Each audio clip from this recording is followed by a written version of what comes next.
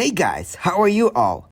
In this video, I'm gonna show you how to make your Wix website multilingual. First, open your browser and then go to your profile on wix.com.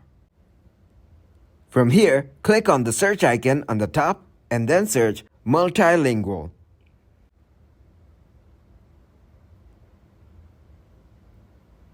Then click on Wix Multilingual as shown here. Once you're here, click on Add to Site.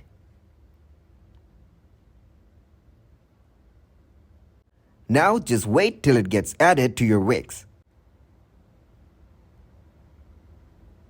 After it's done loading, click on Cancel.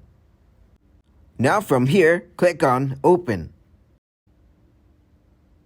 Now wait till it gets loaded.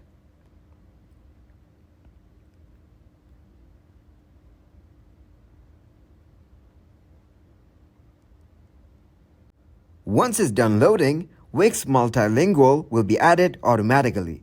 And it's done. So this is the video. Thank you so much for watching it.